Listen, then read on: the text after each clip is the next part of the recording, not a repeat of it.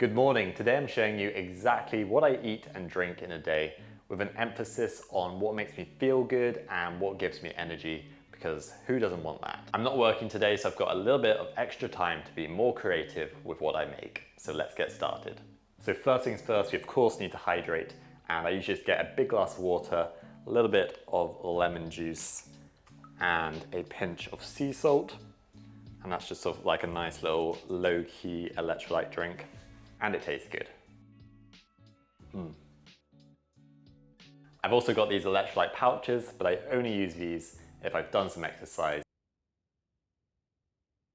and sweated a lot. I wouldn't have these on a daily basis. So Mitzi and I love an early breakfast. It tends to be around 5 a.m, although it's been getting earlier and earlier recently, which is a bit much, but it's all good. We're going to enjoy some canned tuna together. No, just kidding. That's just gonna be for Mitzi. She's not vegan, sadly. I love waking up early in the morning when it's nice and quiet, the world hasn't woken up, and it's just sort of you and your thoughts. You can think about how you want to go about your day, what you want to get done. You can exercise, meditate, journal, all that sort of thing. And it's just really peaceful and lovely. So before we get on with breakfast, I do like to have a quick cup of coffee, but not full strength. I tend to go for decaf with a little bit of oat milk. I used to drink full strength coffee, but I found it negatively affected my sleep. I also felt quite addicted to it, and I'd be going to bed and all I could think about would be my morning coffee. Also, I felt that my mood was sort of a little bit unstable with the highs of the caffeine and then obviously the low. So now I tend to stick to decaf. Decaf can have a variable amount of caffeine in it, depending on the brand, but it's a lot less than full strength and it doesn't affect my sleep. For supplements, I try to keep it fairly simple, and I just take a multivitamin with B12 in, most importantly. I take some omega-3 from algae, and I also take vitamin D, especially in winter. For breakfast, I like to go fairly high protein, and that tends to be something like a smoothie, overnight oats made with soy yogurt, or just some scrambled tofu. I wanted a change today, so I'm going to make some quinoa granola that's packed with nutrient-dense ingredients such as nuts, seeds, and dried fruit. Instead of using maple syrup or sugar to sweeten this granola, I'm going to make a quick date syrup simply by adding dates and some boiling water to a blender, and we're just going to let them soak for a few minutes until they're soft, and then we'll blend them up. Into a mixing bowl, we're going to add some oats, then some roughly chopped nuts. I've got pecans, walnuts, and cashews. Some seeds, I'm going for sunflower seeds and pumpkin seeds. I find pumpkin seeds and sunflower seeds work really well in granola. They get nice and crunchy, whereas like flaxseed or chia seeds, they just sort of get stuck in your teeth. Then I'll add about a teaspoon of vanilla extract, a little pinch of sea salt just to bring out the flavor of all the ingredients. Optionally, you can add some cinnamon. I'm just gonna go for a little dash. And then the quinoa, which I've just washed really well and given it a good drain. I've got the multicolored one here, but you can use regular quinoa. Doesn't really make too much difference. I've been adding quinoa to my granola for a while now, and it's just really nice. It puffs up really nicely, and you get some extra nutrients in there. The dates have been in the water for about 10 minutes now, so they should be nice and soft, and we'll just give them a good blend. Then just pour your date syrup over the granola. You'll probably need to get a spatula to get it all out of the blender. I'm going to add a tablespoon of olive oil as well. This is going to make the granola extra crispy and golden, but don't worry if you don't want to use it. You could also use coconut oil if you wanted. Then just give it a good old mix. Oh, the smell of that vanilla and cinnamon is just delicious. That is looking good. Everything is well combined. I'm going to cook this granola in the air fryer, and an important step is to first line it with some baking parchment, and then we're just going to pour it in and spread it out evenly.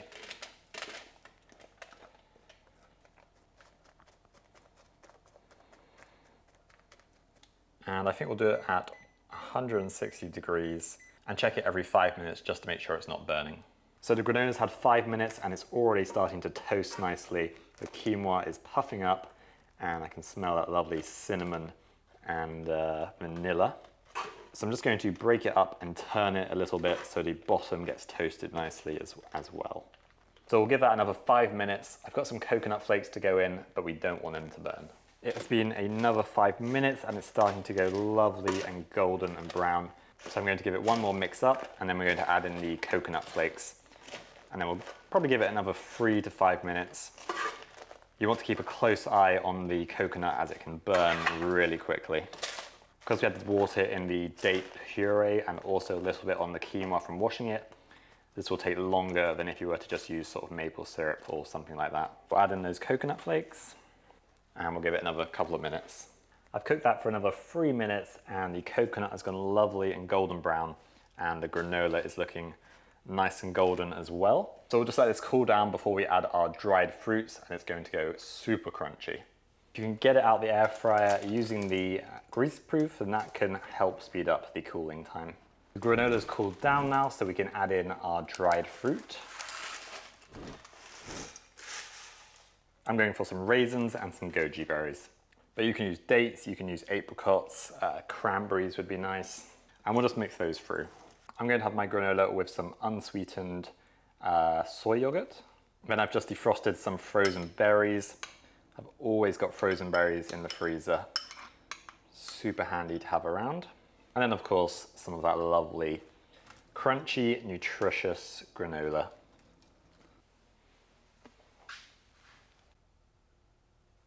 I love a good snack, but avoiding unhealthy options like crisps and baked goods can be difficult, especially when you're working in a cafe or a restaurant where they're literally all around you. My go-to morning snack is a little bit of dark chocolate, a really nice high percentage one. So you're getting the antioxidants, the fiber, the iron, and it is actually a really nice healthy snack that is also good for you. And then I'll usually have some fruit like a satsuma, which has got vitamin C, which is going to help you absorb the iron from the chocolate, and is also delicious, so can't really go wrong. You also get a little bit of caffeine in the high percentage chocolate, so if you're a little bit tired in the morning, then that can really sort you out, rather than going in for a full strength coffee, which is just gonna send you buzzing all over the place. Over summer, I've been loving having Caesar salads with crispy tofu, croutons, lettuce, and a really nice cashew Caesar dressing. But now it's a bit cold outside, it's starting to rain, so I want something a little bit more autumnal. So we're going to make an autumn version of the Caesar salad. We're going to swap out the lettuce for some kale, and we'll swap out the croutons for caramelized roast squash with garlic and rosemary. It's going to be super delicious. We're going to make this lovely autumnal roast squash. So into the air fryer, I've got some diced butternut squash. I've kept the skin on because we've got good nutrients and fiber in there, and it's just going to go lovely and caramelized. We'll then go in with a tablespoon of olive oil, a good pinch of sea salt. Squash is fairly bland and sort of fibrous, so it can take a good amount of seasoning. A really good amount of cracked black pepper. Personally, I much prefer when it's ground in a pepper grinder than that pre-ground stuff you can buy in the supermarket. I'm just going to do a really small amount of cinnamon, literally probably like 1/8 of a teaspoon, just a little dusting. Same sort of quantity of grated nutmeg. Really nice autumnal flavors here. A couple cloves of garlic, I'm just going to crush them with my hand. And in they go. And then a sprinkling of fresh rosemary, which I've just finely chopped. Get in there with your hands and give it all a good mix up. And there we go, we're going to pop that in the air fryer for about, I'd say 30 to 40 minutes. For the tofu, I'm just going to dice it into similar sized cubes as the butternut squash, so that everything cooks at roughly the same time and we can get lunch on the table nice and quick.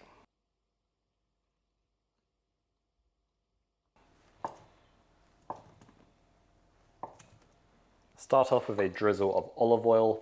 I want to make a really nice cheesy sort of Moorish tofu, and we're going to start with a little bit of Dijon mustard going in there. Mix that up with a spoon or your hands, doesn't really matter, as long as it's all nice and coated in the olive oil and the mustard. And then we'll add in our seasonings, which is going to be some granulated garlic, smoked paprika for that lovely, well, smoky flavor, nutritional yeast, that's going to give it its lovely cheesy Moorish flavor. I like to sort of crumble it through my fingers so that it sticks a little bit better. Touch of turmeric for that lovely color, and some corn flour so that it goes extra crispy. And just get in there and give it a good old mix up. And don't be shy. The tofu ain't gonna bite you. Mitzi might though.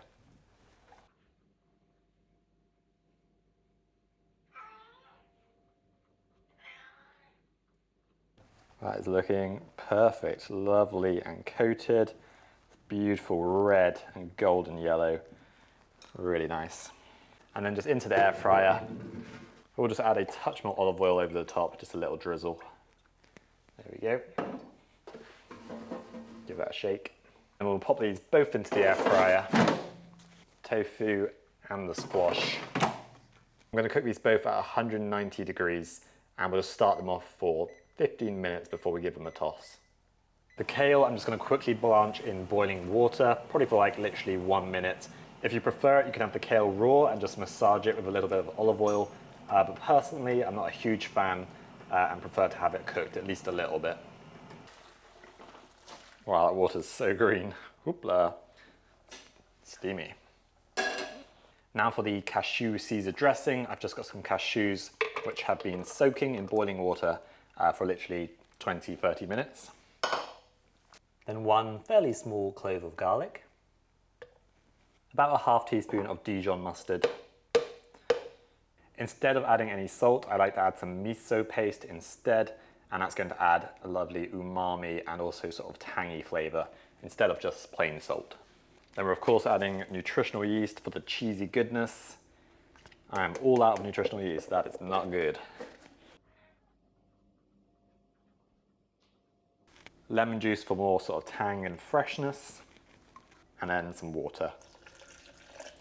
Also, of course, we're going to add a good crack of black pepper. And that is everything. You could also add some capers or some sort of olive brine to add even more tangy goodness. But with the miso, I think it should be good. And just blend until smooth. So there is the roast squash. It is beautifully caramelized and sweet. I can smell the lovely cinnamon, nutmeg, the rosemary and the garlic. Just smells absolutely incredible. And then the tofu is ready as well.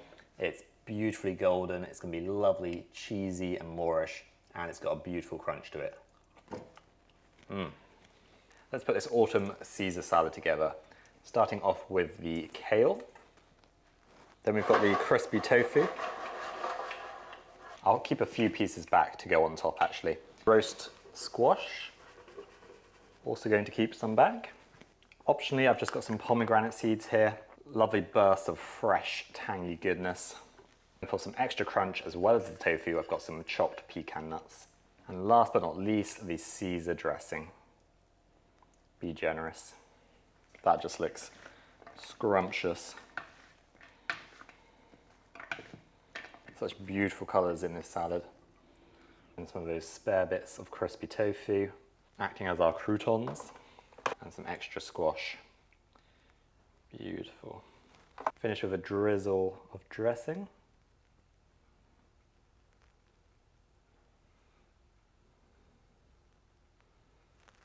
And a few pomegranate seeds.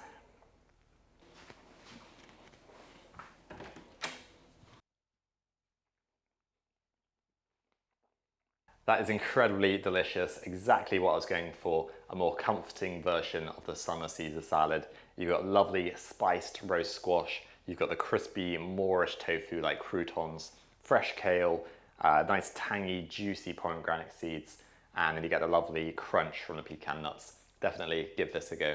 For the afternoon snack, this is when I tend to get persuaded to have a bit of cake or biscuit, which is absolutely fine by the way, life is all about balance. But if I'm working and I want to stay, sharp, not get too tired, then I'll go for something a bit more healthy and energizing. So I usually go for a smoothie with some protein powder, fruits, seeds, that sort of thing. That's going to give me a nice little boost of energy to get through the rest of the day. So for my berry smoothies, I tend to try and get a nice mix of different berries. So we're going to start with a few raspberries, then a few blueberries, and then just a few frozen cherries. Oh, that was probably a few too many, but that's fine. I've also been enjoying putting in a little frozen mango recently. Then for some healthy fats, we're going in with some walnuts, just about a tablespoon. And then some more healthy fats and omegas, we've got some chia seeds, probably about a teaspoon. a nice chunk of fresh ginger. And then for sweetness, I usually add a few dates or a banana. Today we're going to go for dates.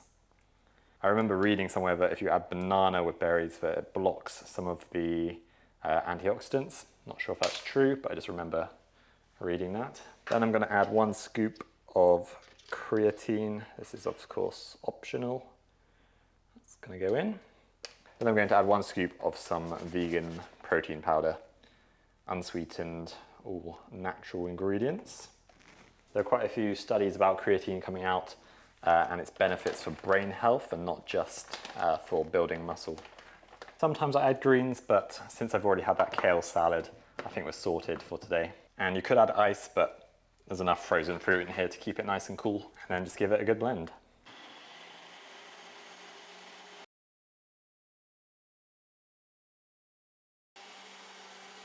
And that is going to keep me nice and energized for the rest of the day. The other night I made a delicious Sri Lankan style curry.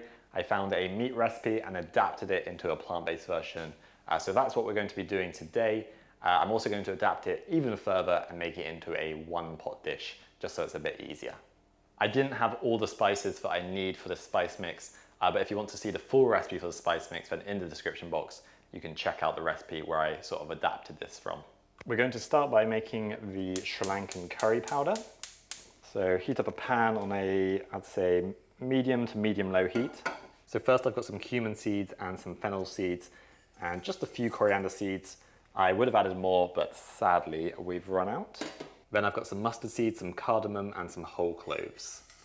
Beautiful, fragrant mix of spices. And we'll just let these toast for a few minutes, giving them a little shake every 30 seconds or so. You should start to smell the beautiful aromas releasing from these spices, and they'll be going a slightly more nutty brown color. Another good sign that the spices are nearly ready is that the mustard seeds are going to start popping. And right on time, there they go. Like little fireworks.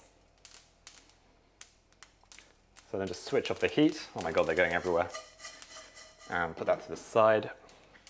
You want to get them into your pestle and mortar straight away so that they don't continue cooking and burn. Once the spices have cooled a little bit, you can start grinding them up. I always put the pestle and mortar into a tea towel just to keep it stable and to stop the pestle and mortar from damaging the chopping board or any surface that you've got it on. I usually start by doing this sort of round motion, gently pushing down. This is called muddling. That's a good way to get it started. You can also put your hand on top and do a little bit of bashing like this. If you don't put your hand on top, they're literally going to fly everywhere. And just keep going until you've got a nice powder. You don't have to get it completely fine, but you want to get rid of the main chunks, especially of the clove and the cardamom, as they're quite strong. Can be a little bit of a workout, but it's all good fun. You can, of course, use a spice grinder as well, but personally, I definitely prefer doing it hands-on with a pestle and mortar. That literally took about a minute, so really not that bad. And you've got a really nice Sri Lankan curry powder there. So get yourself a large saucepan onto a medium heat, and we'll just let that heat up. And then once that's hot, we're going to add in a tablespoon and a half of olive oil, coconut oil, or any oil of your choice, or no oil if you want to get oil-free, of course. And then we'll add in 1 sliced onion. Just get in there with a wooden spoon and break up those onions. Then we're going in with a cinnamon stick just to infuse those onions with some lovely fragrant flavor. If you don't have a cinnamon stick, then a little pinch of regular cinnamon will work fine. Also going to add in a pinch of sea salt. I think buying better quality salt is a really easy way to improve your cooking. When you cook with table salt, I just find it's way too aggressive and it's really easy to over season stuff, and it has a sort of metallic flavor almost. I'm going to turn up the heat just a little bit so they get a little bit of color on them. I'm actually going to add a few curry leaves as well. Ooh, they all just came out all at once. A few less than that. That looks okay. Starting to get some color on those onions, so we're going to go in with some red and yellow pepper. They were just sort of hanging around in my fridge, and I thought they'd go great in this curry. We'll just let them cook for a couple minutes. That is looking great. I've now got some minced garlic and ginger, about 4 cloves of garlic, and a thumb-sized piece of ginger.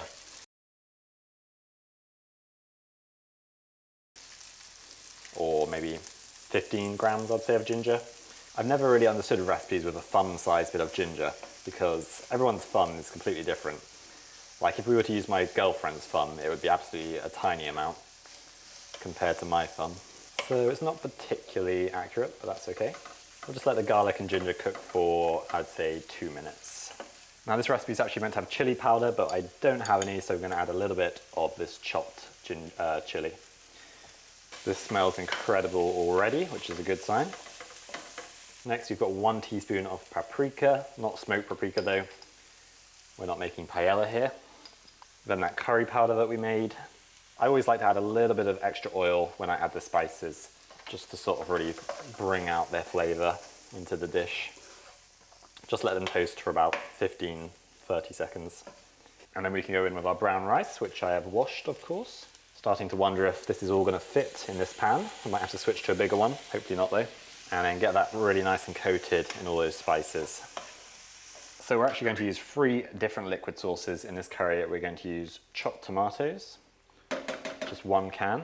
We're going to use vegetable stock, and I'll use that vegetable stock to wash out the chopped tomato can. We're going to add half a can of coconut milk. To balance out the flavors, we'll add about half a teaspoon of brown sugar and a juice of half a lime. Wow, this is the toughest lime to have ever existed. So we're getting a decent bit of juice out of it. Also going to add 1 can of chickpeas. These are really delicious, massive queen chickpeas. And then we'll just bring that to a simmer, get everything stirred together and introduced to each other, I like to say. Now you could do this with tofu, you could do it with some fake vegan chicken. You don't have to use chickpeas if you're not a huge fan of them. It's totally up to you. I've done it before with some fake vegan chicken and that was really delicious. Now the spice mix was actually meant to have peppercorns in it, so I'm going to add some ground pepper. Wow, the colour of this is just beautiful. That paprika really does make a difference. And then as soon as that comes to a simmer, turn it down to low and we'll pop a lid on top. And we'll just let that cook for about, I'd say, 30 to 35 minutes. So it's been about 35 minutes and it is looking absolutely delicious. I'm going to leave the lid on for another 5-10 minutes with the heat off, just to let it finish off cooking. Okay, let's dish up some of this goodness. I've added quite a lot of liquid to this because I wanted it to be really nice and comforting and just sort of saucy. And we'll just pop on a wedge of lime and a little bit of fresh coriander. Ooh, this is hot.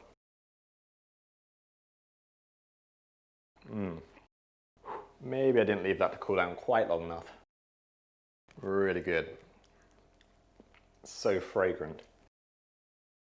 If you're stuck in a bit of a rut of having only Indian style curries, then definitely give this Sri Lankan style one a go. It's really tasty, lots of fragrant spices in there, absolutely delicious. Thank you so much for watching. If you're new here, be sure to subscribe. And if you want to get the 1-pot guide that I used to create this Sri Lankan curry, then check out this video.